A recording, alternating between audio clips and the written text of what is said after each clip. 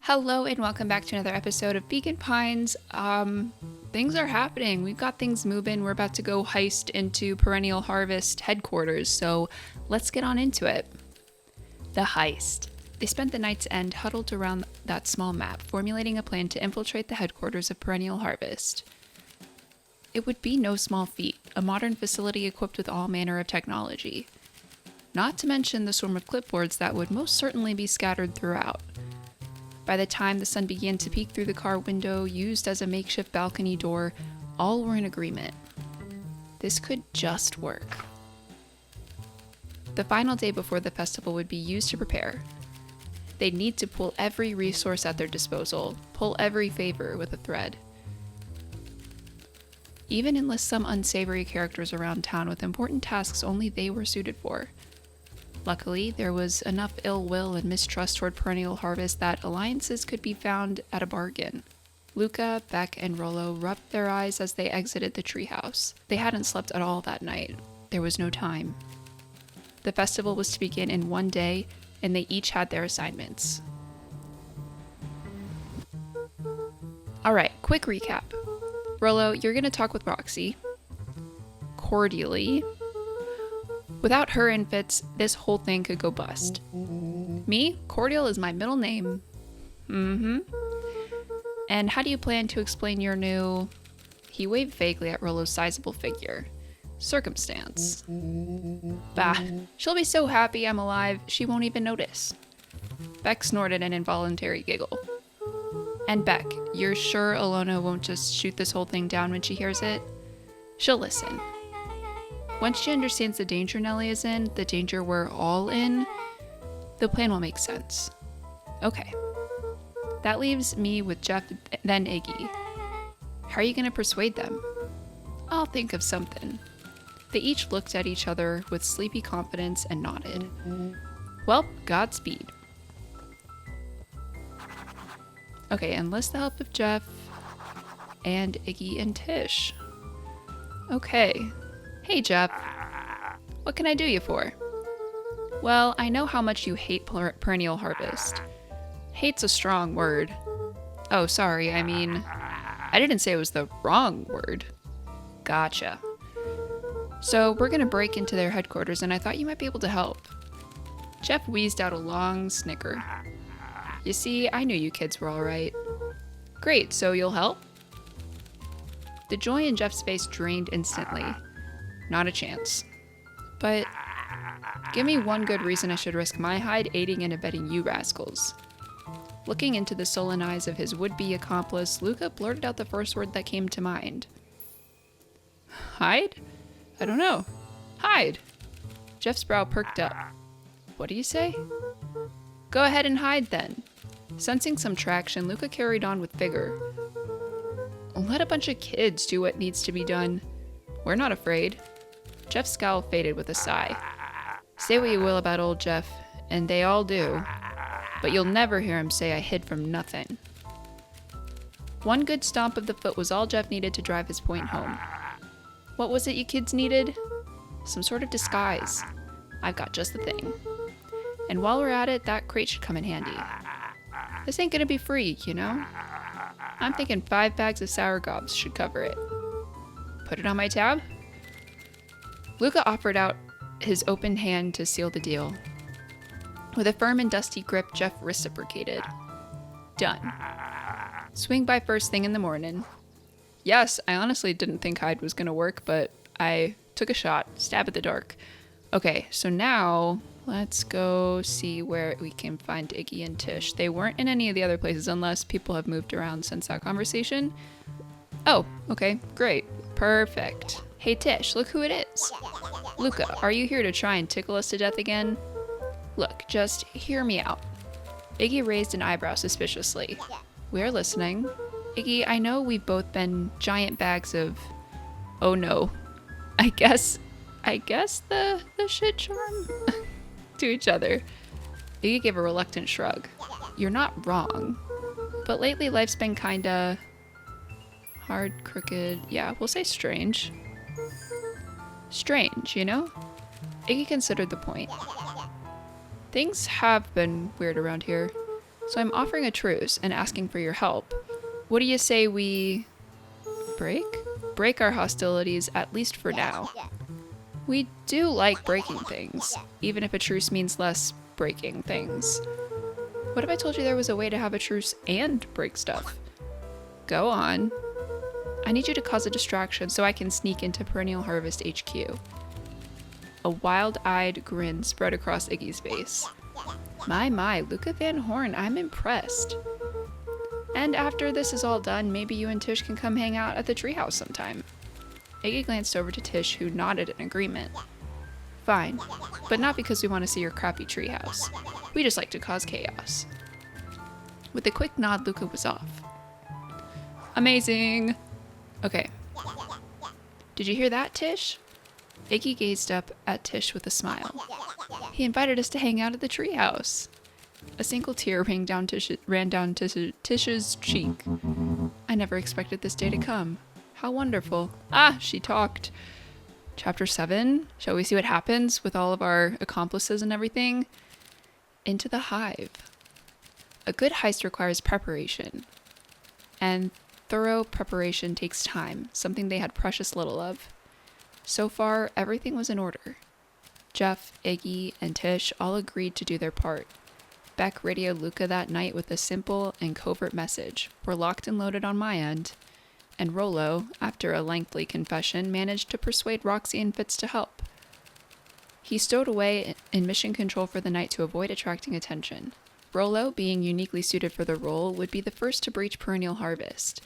The outfit provided by Jeff wasn't perfect, but a convincing disguise is 10% wardrobe, 90% confidence.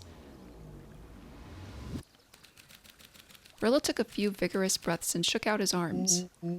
Just stay calm, Rollo, you can do this. He's got a mustache. Got your delivery here.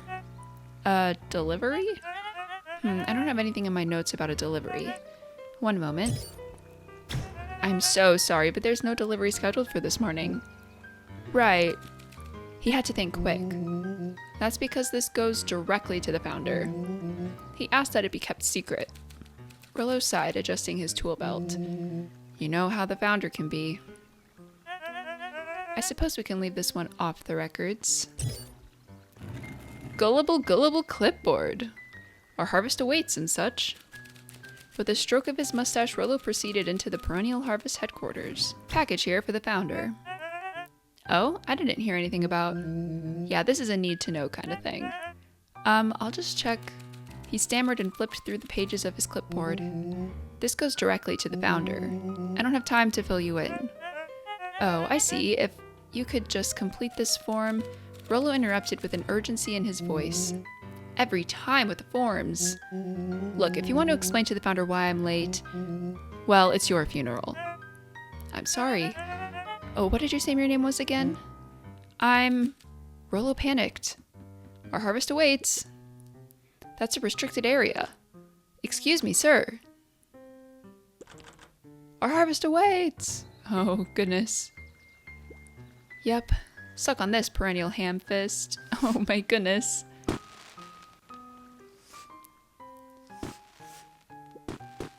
What was that? The distraction was enough for Rollo to regain his confidence. Just open the damn door. I've got a job to do. The clipboard fumbled around in a frenzy. I should check on that noise. Oh, come on. Just buzz me in already. Okay. Yes. Thank you, Iggy and Tish. Phew. That was close. Awesome. Okay, our harvest awaits. Hey, I figure, when in doubt, stick with the classics. Well, that was a close one, but you pulled it off. Nice work, Rollo. All right, everyone knows what to do. Deep engineering is to the north. I'll go with Beck, in case she needs some muscle. I'll head east to the founder's office. You two be safe. Okay, locate the founder's office. Oh, Solomon? Solomon stopped in his tracks. Luca? What are you doing here? It's a long story. Are you okay? A veneer of confusion flashed across Solomon's face. His words rushed out dramatically. No, I'm most certainly not okay. Some strange people grabbed me and... Were they in hazmat suits? Yes, how did you know? They brought me here and locked me up, and when they were distracted, I ran. Dang, okay, you should stick with me. We've got a plan. Don't trust him! Solomon's facade briefly faltered. We? Yeah, Rollo and Beck are heading to Deep Engineering. Thank heavens you found me. We've got to get out of here. We can't leave just yet. But they'll catch us again. I've got to do something first. When you were running, did you happen to see a door marked Founder? Founder? Why are you looking for him? I'm not. I just need to get into that office.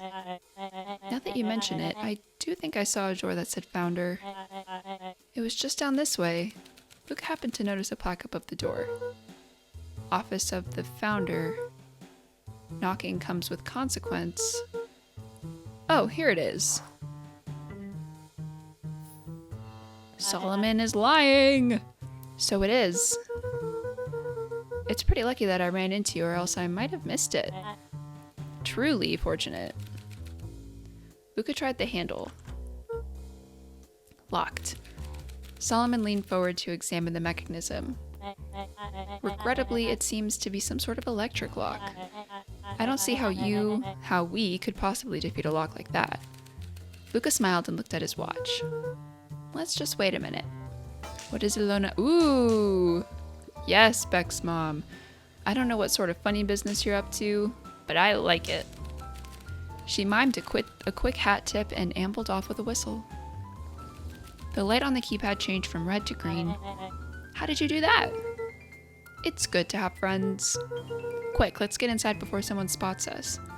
Okay, Lucas switched on his walkie-talkie. Rollo, I'm in. As expected, there's a control panel. Great timing. We're stuck at a locked door marked 24601. Need you to get us through. Okay, what if someone catches us? We should get out of here. I'm not leaving my friend, Solomon. On the computer screen, a green cursor blinked in a password field. Surely you don't have a way to get around the password.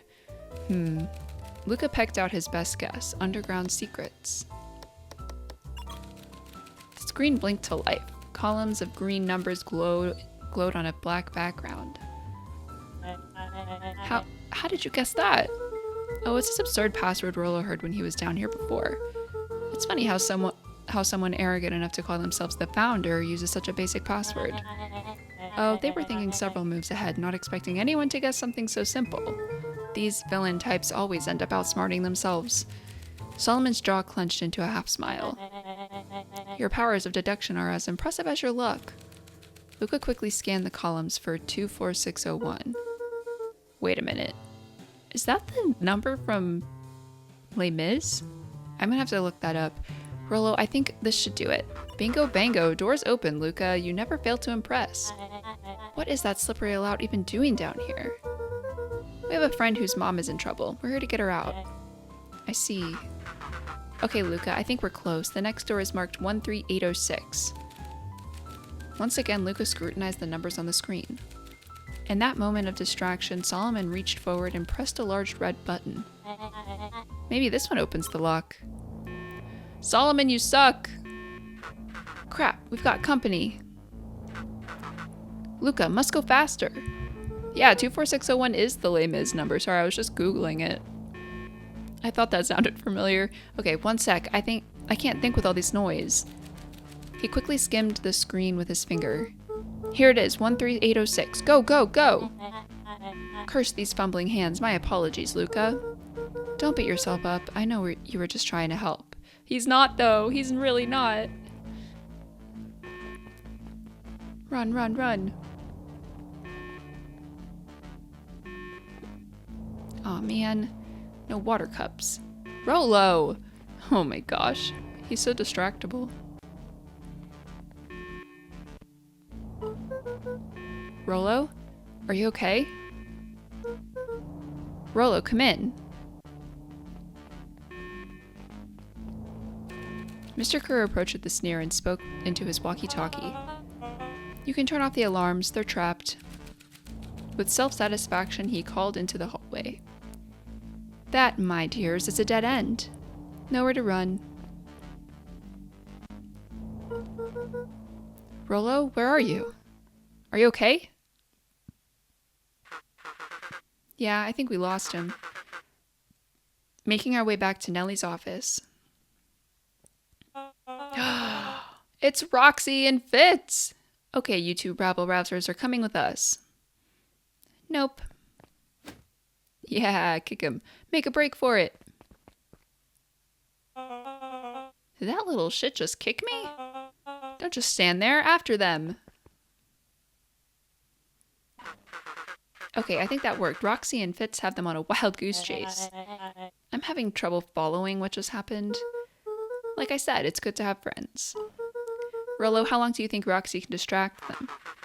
How long can Roxy keep someone so pissed off they can't see straight? Let's just say we've got time. Entering Nellie's office now.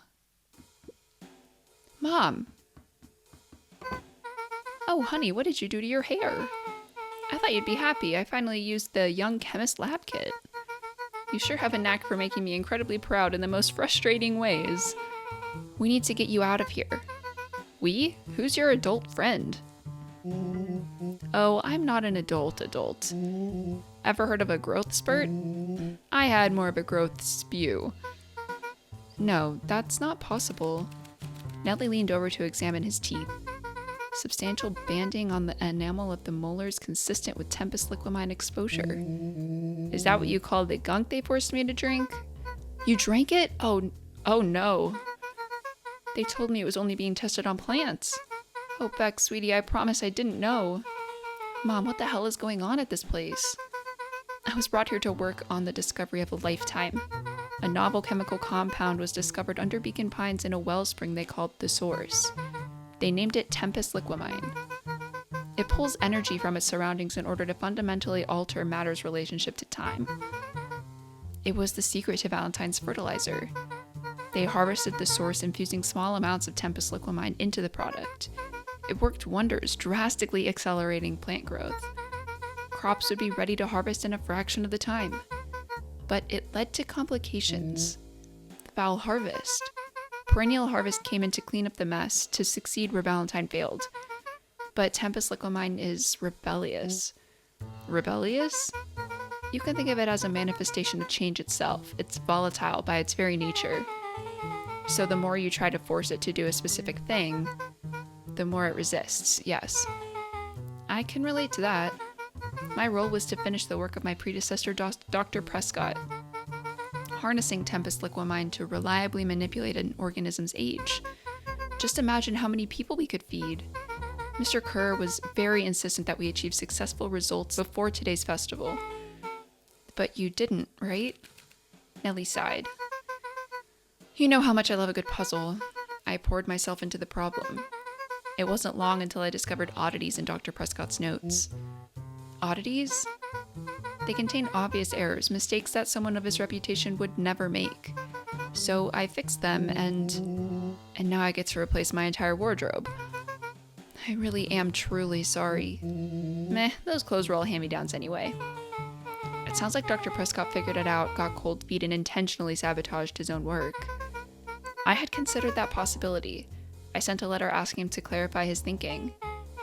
Mom, Dr. Prescott is dead. Kerr had him killed. What? I overheard them talking about it on the radio. That's why we gotta get you out of here. Like now? Wait, the vial. I finally solved the chemical equation allowing direct control of aging. Mr. Kerr picked it up just before you came. All the more reason we gotta hightail it. Luca, we've got Dr. Modewell heading your way now. Roger that, be careful.